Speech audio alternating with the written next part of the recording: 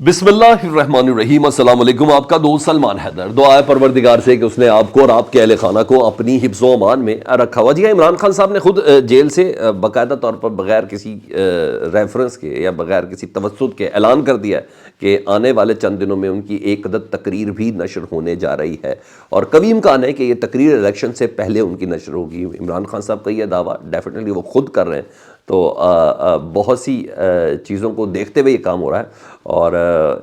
صحافیوں سے گفتگو بھی انہوں نے اس سلسلے میں کی ہے، اور اپنے اس مضمون سے متعلق جو اکانومسٹ میں چھپا ہے اس کو بھی اون کیا ہے، اور کچھ مزید بڑے انکشافات عمران خان صاحب نے کیے ہیں۔ بلاگ میں ڈیفینیٹلی اس کو شامل کرنے، لیکن سب سے پہلے جی ہاں اس معاملے کی بات کر لیں جو اپنے مد تک کیا، جہاں تک پہنچ گیا چیف جسٹس قاضی فائز صاحب کی سربراہی میں یہ 7 رکنی بینچ تھا، جس نے اس کے بعد تمام قدغنوں کو ختم کر دیا کہ جو میاں محمد نواز شریف اور جہانگیر خان ترین صاحب کو پارلیمنٹ میں آنے سے روک رہی تھی، اور بہت سے جتنے منہ اتنی باتیں، کچھ کہتے ہیں یہ سب کچھ لندن پلان کا حصہ ہے، کچھ لوگ کون سی خبریں چلا رہے ہیں کہ یہ ساری ڈیل کے یہ اہم نکات میں سے یہ فائنل نقطہ تھا جس کو ہر حال میں حل ہونا تھا، اور اس نقطے کو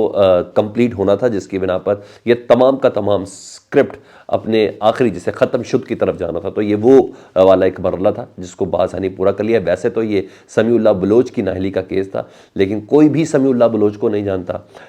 کوئی بھی اس کو ڈسکس نہیں کر رہا، اور پہلے دن سے ہی یہ کہا جا رہا ہے کہ یہ جو ٹائمنگز ہیں اس کیس کو، جو نااہلی ہے اس کو تاحیات کرنا ہے یا 5 سال کرنا ہے، اس کی جو ٹائمنگ ہے وہ اس لیے اتنی اہم ہے کیونکہ الیکشن کے دن ہے، اور الیکشن کے دن میں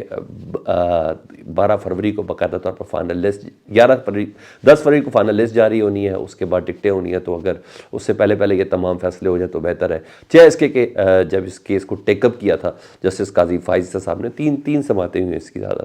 تو انہوں نے یہ کہا تھا کہ ضرور ایسا ہوگا کہ اس کیس کو جو 8 فروری کا انتخاب ہے اس کے اوپر ہم لوگ اثر انداز نہیں ہونے دیں گے، مگر کہنے میں کیا حرج ہے۔ تو اس کیس کے فیصلے نے 8 فروری کے انتخاب کو باقاعدہ طور پر اثر انداز کیا جی، اور نواز شریف اور جہانگیر خان ترین صاحب کو اب دونوں کو الیکشن کے لیے اہل کر دیا گیا ہے، اور جتنے بھی ٹریبیونلز تھے جنہوں نے یہ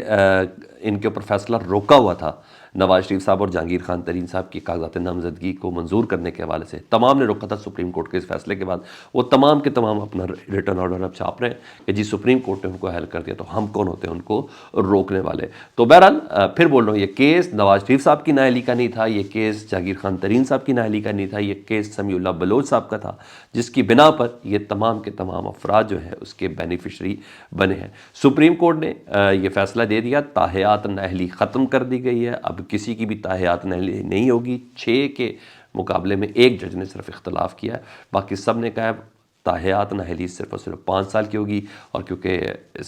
پارلیمنٹ ایکٹ اس سلسلے میں آ چکا ہے، آرٹیکل 62(1)(f) کے تحت نااہلی ختم کر دی گئی ہے، کیونکہ الیکشن ایکٹ کے تحت تاحیات نااہلی کی مدت صرف اور صرف 5 سال ہے۔ جی ہاں، اور اختلاف کیا جسٹس یحییٰ آفریدی صاحب نے، اور وہ کہتے ہیں اس کیس میں کہ سمیع اللہ بلوچ کا کیس کا فیصلہ برقرار رہنا چاہیے، جب تک عدالت کا حکم تاحیات نااہلی کا ہے تب تک برقرار رہنا چاہیے، اور یہ تاحیات نااہلی کا جو ہے وہ بالکل قانونی فیصلہ ہے، اور جب تک سپریم کورٹ کی ڈکلیریشن برقرار رہے گی نااہلی برقرار رہے گی۔ بہرحال 6 ججز کے مطابق آرٹیکل 62(1)(f) کو جی ہاں آئین سے الگ کر کے اکیلے نہیں پڑھا جا سکتا۔ جی ہاں، یہ کہنا ہے 6 ججز کا۔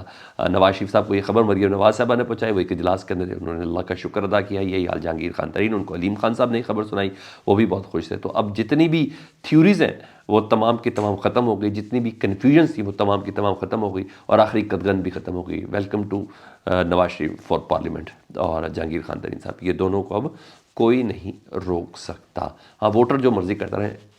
ان کو اہل ہونے سے، پارلیمنٹ کے اندر جانے سے اب کوئی نہیں روک سکتا۔ یہاں تو یہ ہو گیا۔ ادھر سیفر کیس میں جی ظاہری بات ہے سپریم کورٹ میں عمران خان صاحب کو ضمانت دی ہوئی ہے جی، اس ضمانت کے بعد آج بالآخر عمران خان کے ضمانتی مچلکے جمع ہوئے، روپکار جاری ہوئی، روپکار جاری کی ابو الحسن ذوالقرنین صاحب نے، جو خصوصی اس کے جج تھے، جو دھڑا دھڑ تیزی سے اس کیس کو لے کے چلے تھے اور جس طریقے سے ابھی بھی خیر چل رہا ہے، مگر اس رہائی کا کوئی فائدہ نہیں ہوگا اس ضمانت کا، کیونکہ عمران خان صاحب کا توشہ خانہ کا جو نیب کا کیس ہے اور 190 ملین پاؤنڈ نیب کا کیس، ان دونوں میں عمران خان صاحب کی گرفتاری ڈلی ہوئی ہے، جس کے باعث عمران خان جیل میں ہی رہیں گے۔ آج ان کی ضمانت کے لیے اپلائی کیا تھا، لیکن عدالت نے اس کی ضمانت پہ بات نہیں کی، کیونکہ اس سے پہلے فرد جرم ایک عدد عائد ہونا تھا، اور وہ اس لیے عائد نہیں ہوا کیونکہ 190 ملین پاؤنڈ کیس میں آج بشرا بی بی صاحبہ نے حاضری سے استثناء مانگا تھا، ان کی طبیعت ناساز تھی، تو اس لیے اب کل تک کے لیے وقت دیا، کل بشرا بی بی کی حاضری کو یقینی بنانے کے لیے حکم دیا گیا، اور 190 ملین پاؤنڈ میں کل فرد جرم باقاعدہ طور پر عائد ہوگی۔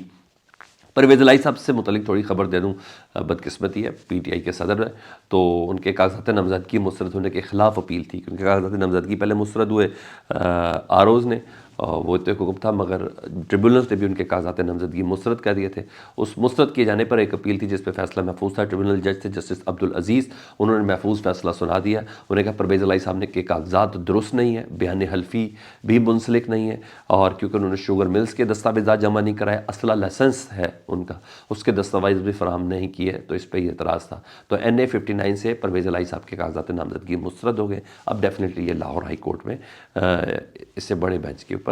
جائیں گے۔ ہاں، اور تو اور ان کی زوجہ جو ہیں کیسرا الہی، جن کا نام بھی ابھی سب نے پہلی باری سنا ہے، ان کے بھی کاغذات نامزدگی مسترد کر دیے گئے ہیں۔ تو چیئرمین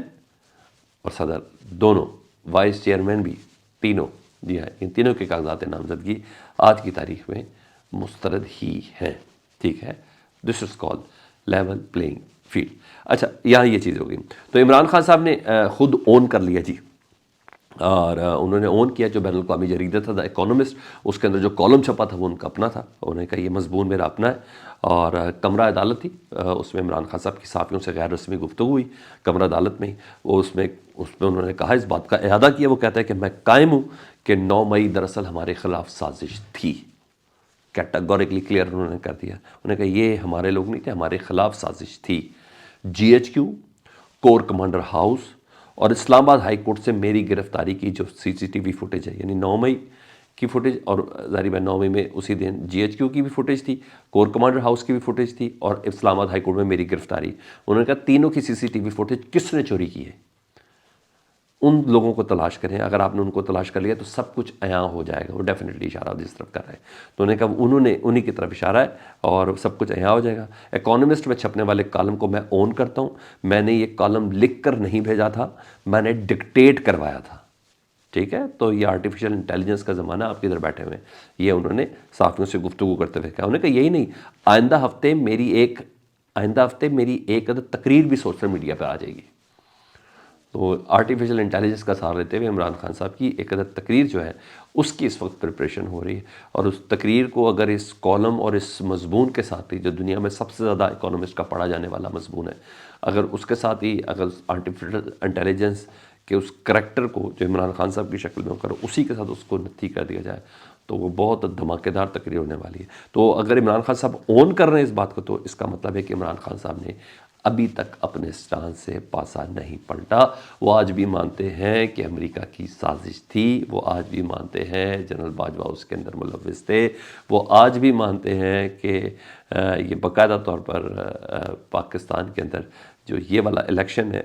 اس کو بھرپور طریقے سے ریگ کرنے کی کوشش کی جا رہی ہے۔ مزید انہوں نے جو کہا کہ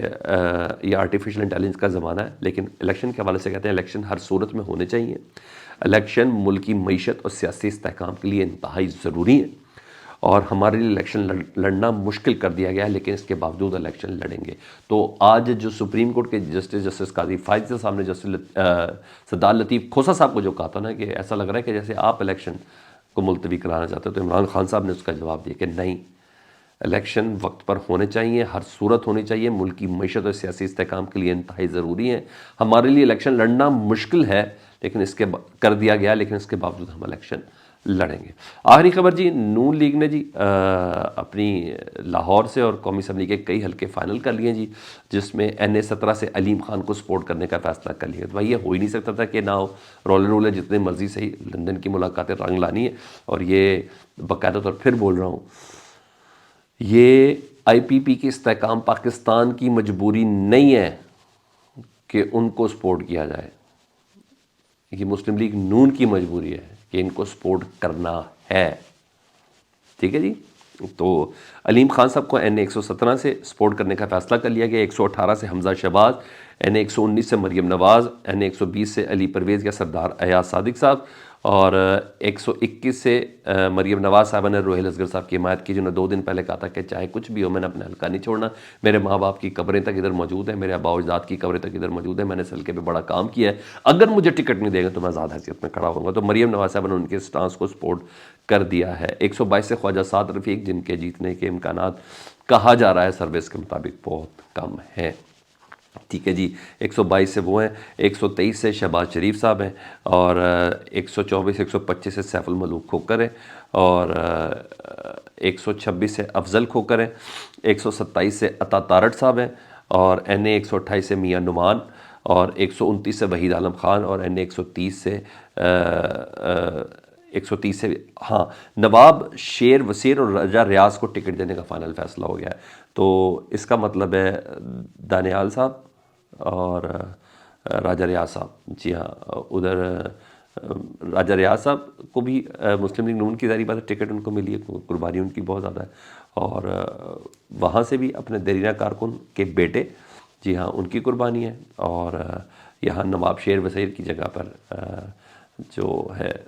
دانیال چودھری، ان کی قربانی ہے. تو ان قربانیوں کے ساتھ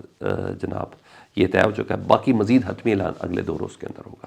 فیڈ بیک سے متعلق ضرور آگاہ کیجیے گا. چینل دیکھنا چینل سبسکرائب کر دیں. اللہم صلی علی محمد و آل محمد.